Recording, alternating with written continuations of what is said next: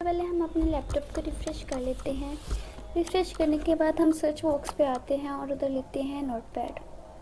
Notepad जब हम लिखेंगे तो इस तरह का कुछ इंटरफेस आएगा, इस पर हम क्लिक करेंगे और हम नोटपैड पे चले जाएंगे।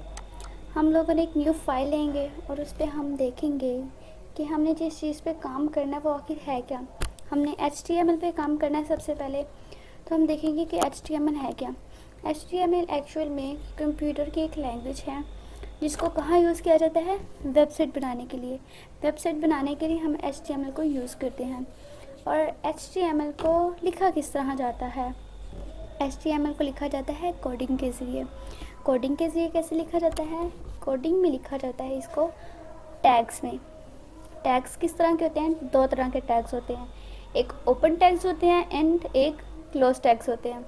ओपन टैग्स को हम लोग लिखते हैं greater than and less than के साइन में, जबकि जो क्लोज टैग्स है ना उनको हम लिखेंगे slash open tag slash greater than and smaller than.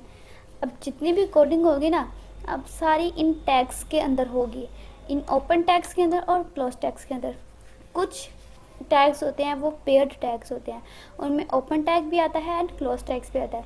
But कुछ होते हैं वो सिंगल टैग्स होते हैं, उनमें ओपन टैग्स ही यूज़ होता है, लेकिन क्लोज टैग अकेला नहीं आता कभी भी। चलें, अब हमने ये तो सीख लिया। अब हम एक न्यू फाइल लेते हैं और उधर देखते हैं कि हम काम कैसे करना है।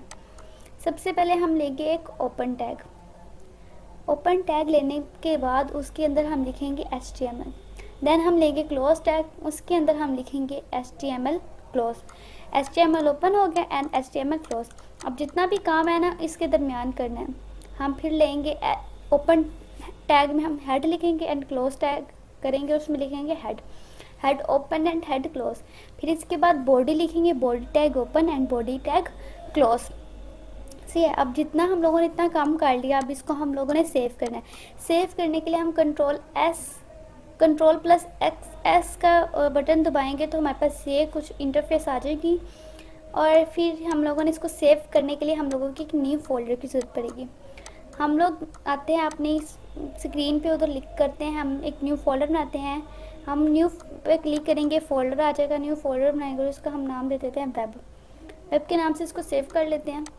और अब हमने जितना भी अपना काम करना है ना वो सारा इस फोल्डर में सेव करना है। फिर कंट्रोल+S क्लिक करते हैं और हम लोगों ने देखना कि हमने अपनी फोल्डर को कहाँ रखा था, डेस्कटॉप पे रखा था, वेब में रखा था।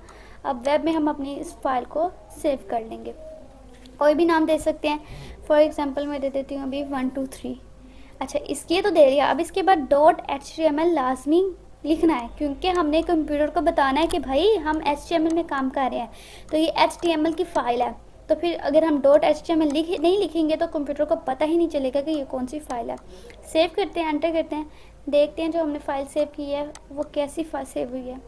जाते हैं अपने फोल्डर में वेब पे और अपनी ये देखें, ये वेबसाइट का आइकन शो हो रहा है ना। अब इस पर हम डबल क्लिक करते हैं, राइट क्लिक करेंगे तो राइट क्लिक करने के बाद कुछ इस तरह की इंटरफेस ओपन हो जाएगी।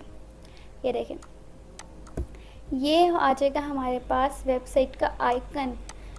ठीक है, ये हमारे पास आ गया और हम लोग जो सेव किया ना वो 1 2 3 के नाम से ऊपर आ गया। अब क्या हम करते हैं, अब हम हेड में जाते हैं, ये हमारे पास आउटपुट है एंड ये नोटपैड पे जो हम काम कर रहे हैं ये हमारी इनपुट है, क्योंकि यहाँ पे इनपुट देंगे तो आउटपुट आएगा ना। इनपुट ये है नोटपैड वाला, और जो आउटपुट है हमारा वो क्या है, वो माइक्रोसॉफ्ट एज पे जो है ना हमारा, वो हमारा आउटपुट है। अब हम लोग हेड ओपन और हेड क्लोज के दरमियान टाइटल टैग लगाएंगे, title tag open and title tag close. इसके अंदर लिखेंगे हम कंप्यूटर, कंट्रोल+S करेंगे और सेव करके देखेंगे कि क्या सेव हुआ है। अपने आउटपुट पे जाएंगे, रिफ्रेश करेंगे तो देखें जहाँ पे पहले 1 2 3 आ रहा था वहाँ पे क्या आ गया, अब कंप्यूटर आ गया। सही है। यहाँ तक तो हमारा काम हो गया कि भाई ये तो बस हम लोगों ने अपनी वेबसाइट को एक नाम दिया है। ठीक है, अब हम जाते हैं अपनी इनपुट पे जाते हैं और हमने अब जितना भी काम करना है ना वो body tag open and body tag close के दरमियान लिखना है। सारा काम अब हमारा इसमें होगा। सिर्फ टाइटल आता है हेड ओपन और हेड क्लोज के दरमियान, बाकी सारा काम body open and body close में आता है। अब हमने क्या करना है, हमने लिखनी हेडिंग्स। HTML में 6 हेडिंग्स होती हैं टोटल।